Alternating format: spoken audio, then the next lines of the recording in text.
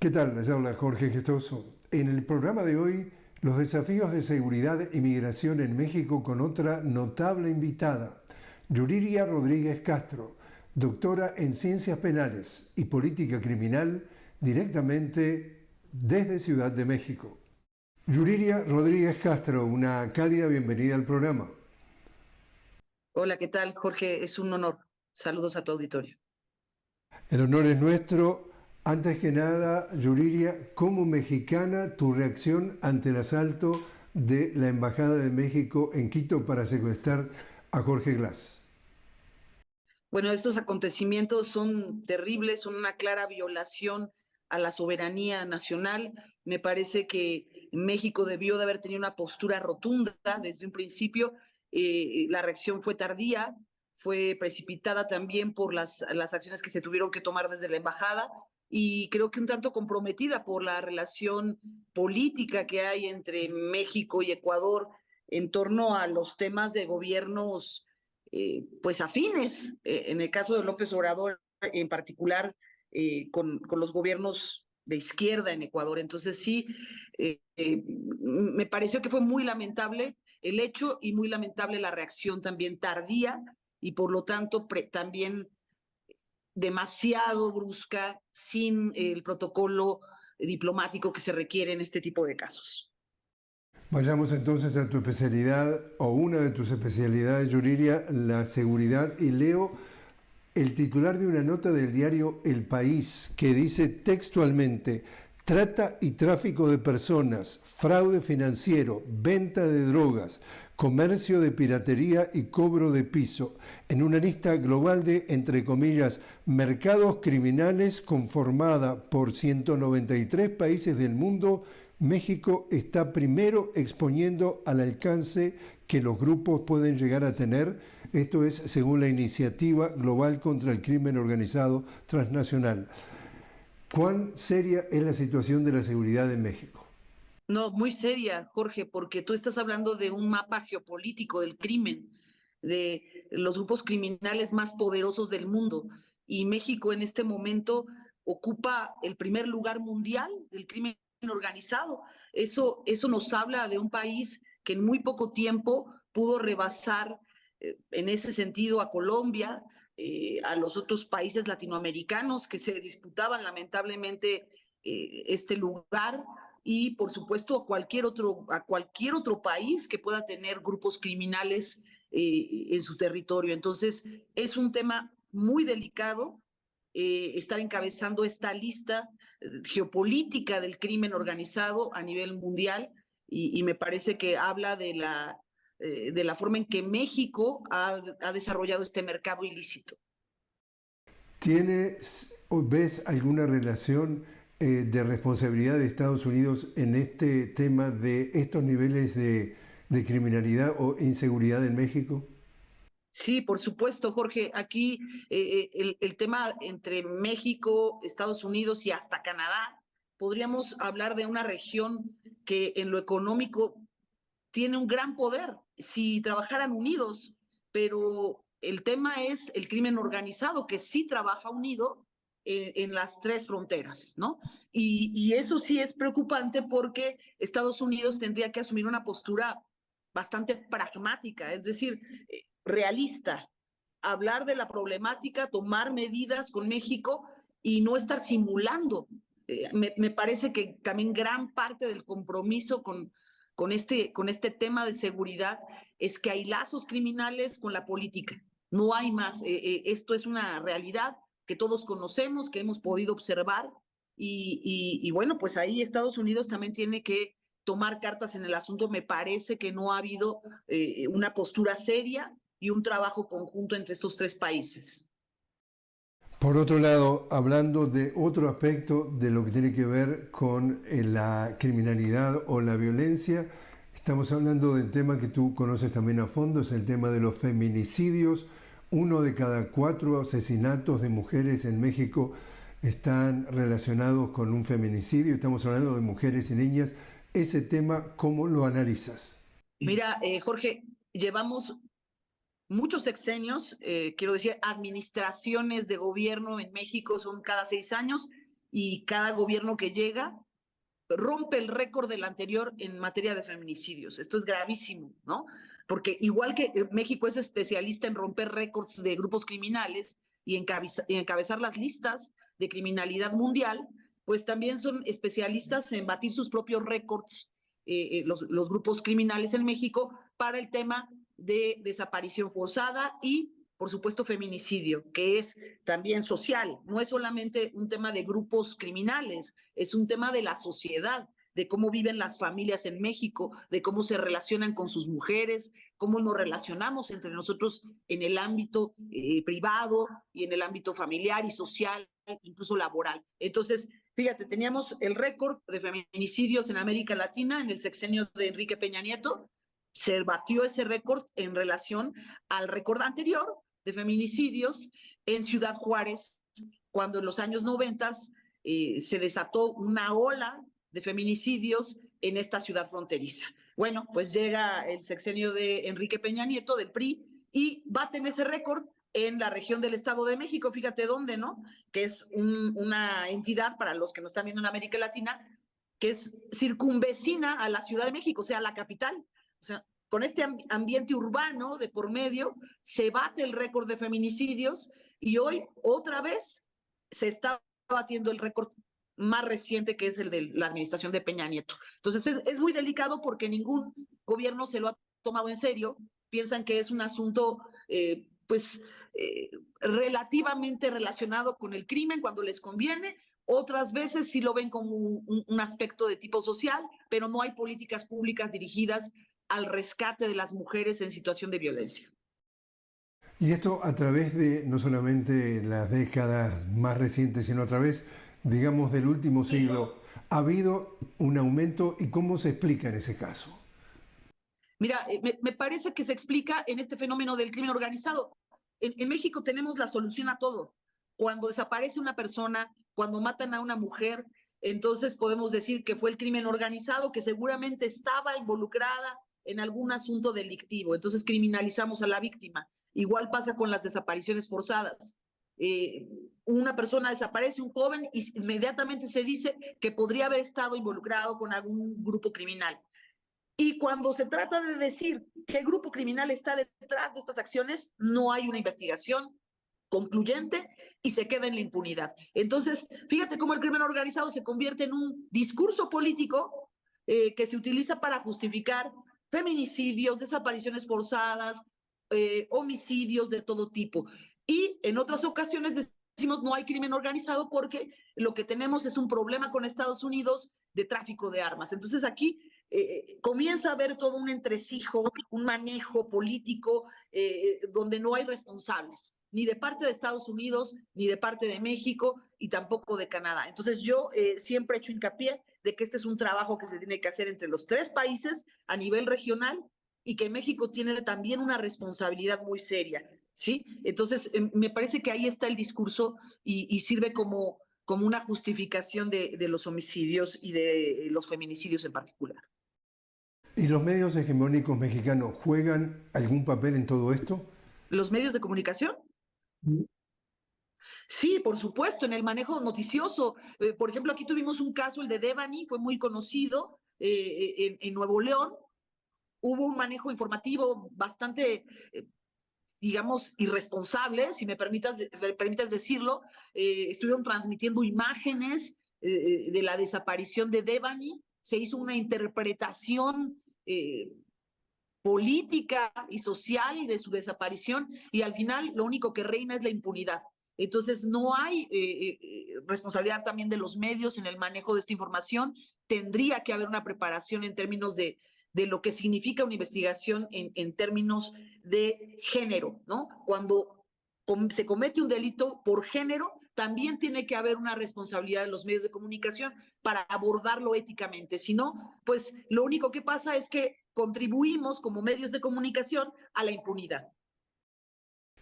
Y en ese sentido, estamos hablando de que tiene que ver con, por ejemplo, el machismo y el patriarcado, ¿también es un elemento que juega en todo esto? Definitivamente, Jorge, y ocurre desde la presidencia de la República. Si tú te expresas de las víctimas de desaparición forzada o de las mujeres buscadoras que llevan años buscando a sus hijas desaparecidas y las menosprecias o les llamas cariñitos o ternuritas, lo que estás haciendo es también invalidar su reclamo y su protesta. En México ya también tenemos, y seguramente lo vamos a tener en otra estadística, el primer lugar de homicidios de activistas por los derechos humanos, el primer lugar de homicidios contra mujeres buscadoras de hijos desaparecidos o de familiares desaparecidos. Si tú revisas, por lo menos desde el año 2020 a la fecha, no han fallado en ese aspecto de asesinos que están al acecho de las líderes, de las mujeres y de los hombres que buscan a sus familiares desaparecidos. Entonces, bueno, pues eso es muy grave. O sea, no solamente tenemos la victimización, la revictimización de las víctimas, sino que todavía se victimiza también a los familiares. Entonces sí es muy delicado, Jorge, lo que está pasando, y creo que tiene que haber un manejo responsable y no machista desde la presidencia, ¿no? Desde la presidencia de la República, es decir, en voz del presidente López Obrador, en lo que le queda de mandato, tiene que girar el discurso a ser incluyente, a no discriminar a las mujeres. Yuriria, te invito a hacer una pequeña pausa. Estamos hablando con Yuriria Rodríguez Castro directamente desde Ciudad de México sobre los desafíos de la seguridad en México. Yuriria es doctora en Ciencias Penales y Política Criminal. Enseguida regresamos.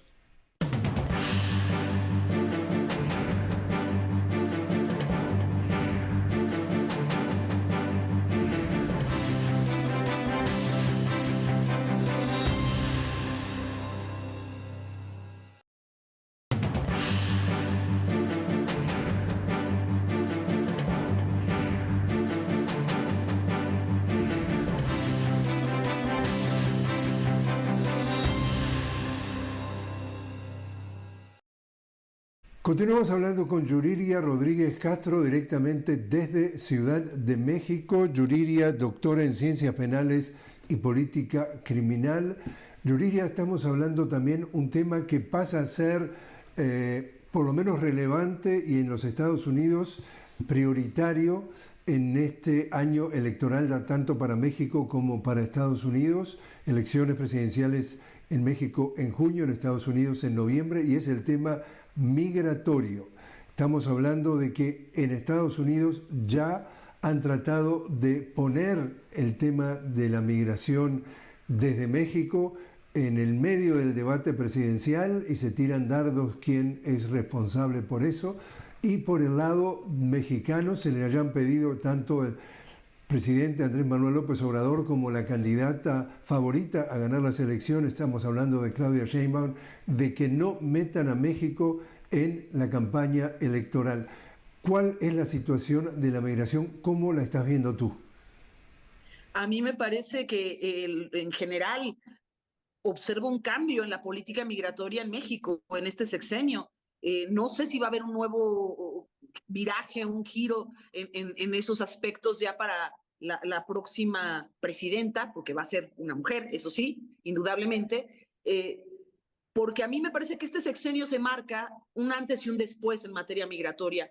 El presidente López Obrador accedió a las políticas migratorias de Donald Trump en su momento y no ha logrado flexibilizarlas ahora con la relación bilateral entre México y Estados Unidos durante la administración de Joe Biden. Entonces, lo único que está haciendo México es contener el fenómeno migratorio para resolverle así este problema a Estados Unidos. Y lo están haciendo como pueden, ¿eh? Ha habido denuncias de los inmigrantes en materia de derechos humanos, ha habido incluso masacres, ¿no? Ha habido represión, violencia, y se ha usado todo tipo de políticas de mano dura en contra de los migrantes, sobre todo centroamericanos y sudamericanos que intentan cruzar para llegar a los Estados Unidos. Creo que las políticas migratorias son más duras que nunca hoy en este sexenio de López Obrador, y se maneja por otro lado un discurso donde se le pide al gobierno de Estados Unidos que no nos utilice como bandera diplomática para hablar del tema migratorio en términos de polarización, ¿no? Como lo ha hecho muy bien Donald Trump y que seguramente lo volverá a hacer de cara a la próxima elección. Entonces sí me resulta muy evidente que la política migratoria en México se ha vuelto más dura, y los hechos ahí están, no lo tengo que decir solamente, ahí están todos los casos de migrantes que han sido reprimidos violentamente en la frontera sur de México y los casos de pandillerismo y de crimen organizado que también han resurgido o se han logrado consolidar en Chiapas, por ejemplo, en regiones como Tapachula, donde el fenómeno migratorio también se ha arreciado. Los críticos más duros respecto a la política de Estados Unidos en materia migratoria, cuando tú vives en Estados Unidos, y lo hablo porque conozco el tema de primera mano, la versión es que el fenómeno de los migrantes empieza en la frontera. Es decir, cuando tú vives allí, las imágenes empiezan en ese aspecto. Y los más duros críticos dicen que esto ya no es hipócrita, sino perverso, porque las políticas de Estados Unidos a través de las distintas administraciones, sea demócrata o sea republicana, están creando las condiciones de lo que llaman la esclavitud moderna, es decir, apoyando a presidentes que históricamente en México han gobernado para los ricos y han exportado a los pobres. Presidentes que no practican un comercio justo, sino el libre comercio a su favor.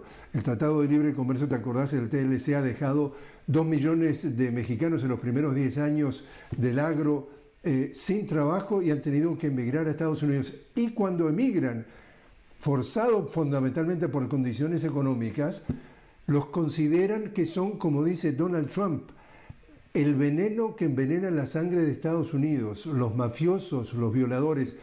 ¿Es hipócrita esa versión que tienes que, de alguna forma, tragar cuando vives en México y te llegan emisiones que vienen de Estados Unidos que pintan a tus compatriotas de esa manera?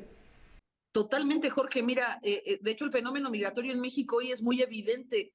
Cada vez hay más hermanos hondureños, nicaragüenses, tratando de encontrar un espacio laboral en México, porque quiere decir que no se activaron las políticas públicas de empleo temporal que se habían prometido a estos migrantes. Entonces lo que hacen ellos es buscar un trabajo en territorio mexicano. Al no encontrarlo, algunos de ellos lamentablemente caen presas del crimen organizado, ya sea son secuestrados, extorsionados o reclutados por el crimen organizado. Entonces, fíjate la opción que les está dando Estados Unidos y México a nuestros hermanos migrantes, ¿no? Es o le pagas al crimen organizado para poderte mantener en territorio mexicano y ver si encuentras luego un trabajo formal, o te integras a las filas del crimen organizado para poder sobrevivir. Eso es a mí lo que me parece más delicado del fenómeno migratorio, que nadie está viendo y que es muy evidente ya pues ahora sí que en lo social, en lo económico y en lo político,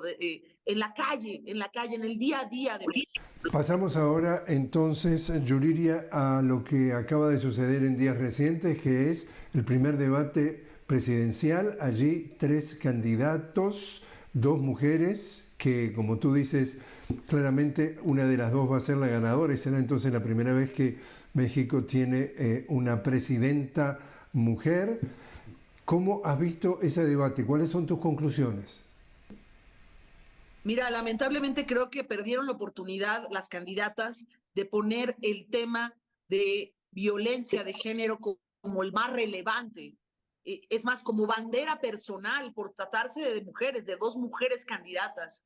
Y lo tocaron de forma muy superficial, casi frívola, podría decirlo. Es un debate, a mi consideración, decepcionante. Yo esperaría que el siguiente debate, que se va a hablar ya, de temas de seguridad concretos, de seguridad nacional, ¿no? De crimen organizado, de políticas migratorias, yo esperaría que ahí sí muestren este conocimiento de estadistas que no mostraron en este primer debate ninguno de los 3, no solamente las 2 candidatas, sino también el candidato varón, ¿no? Que es Jorge Maínez, de Movimiento Ciudadano. Pero yo espero que estas 2 contrincantes mujeres, que son las que realmente van a enfrentarse ya en la recta final, toquen ahora sí el tema de violencia social, porque la violencia, y hay que decírselo a toda América Latina, es social, desde donde se vea, ya sea desde los grupos criminales hasta la familia, en términos de feminicidio, siempre es una responsabilidad social la que tenemos nosotros de abordar este tema con la sensibilidad de que estamos tratando con víctimas, siempre, incluso los propios criminales en algún momento de su trayectoria alguna vez fueron víctimas, tal vez. Entonces, no hay esa sensibilidad ni ese conocimiento y noto que hubo ausencia, sobre todo en el caso de Xóchitl Gálvez, la candidata de la oposición, llevó ahí algunas representantes pues del tema del colegio Rapsamen, que fue un asunto muy doloroso para México, ¿no? Y no hubo una mención, una sola, acerca del feminicidio en México de parte de ella. Entonces, eso sí se me hace muy delicado, Jorge. Ojalá que en los próximos debates el tema de seguridad sí se convierta en una bandera de responsabilidad, que abracen a las víctimas, que lo hagan propio las candidatas, ese dolor, ¿no? Sí, las fechas pendientes, entonces 28 de abril, segundo debate, 19 de mayo, tercer y último debate, y el 2 de junio, la elección presidencial. ¿Tú crees que este primer debate de alguna forma influyó para decidir apoyo de quienes lo vieron? ¿Tú dirías que quién ganó? Jorge, te voy a ser sincera, me parece que las redes sociales traen una dinámica aparte cuando se trata de reaccionar al debate, ¿no? Aquí en México, el partido Morena salió a decir que ellos habían ganado, también salió la oposición a decir que había ganado, todos ganaron según ellos, y para nosotros como votantes, como académicos, como investigadores, también nos resultó un debate muy insípido, incluso mediocre para lo que se esperaba de ellos. Y bueno, pues ojalá, yo te digo en lo personal, quedó mucho a deber para lo que yo esperaba. Sin embargo, me parece que las dos candidatas lograron al menos fijar una personalidad, ¿no?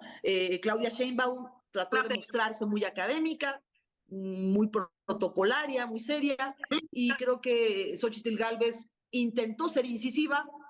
Las dos, a mi parecer, quedaron a deber, pero bueno, ojalá que en los siguientes debates sirvan de algo como una guía para el votante. Yo no creo que estos debates, como con el formato que tienen del Instituto Nacional Electoral en México, es un formato muy acartonado, muy áspero. No creo que sirvan para el votante común. Creo que las personas que ven ese tipo de debates son los que ya están convencidos de por quién van a votar. Entonces, como herramienta al menos de orientación política, me resulta anodina.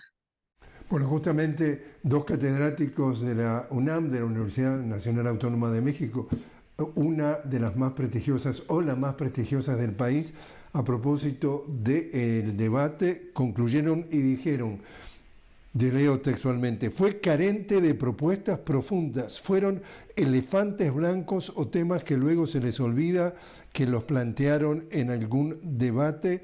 Dice también que en definitiva fue un debate, como tú dices, también insípido, que no llegó a cambiar de ninguna forma el péndulo a favor de una o de otro candidato.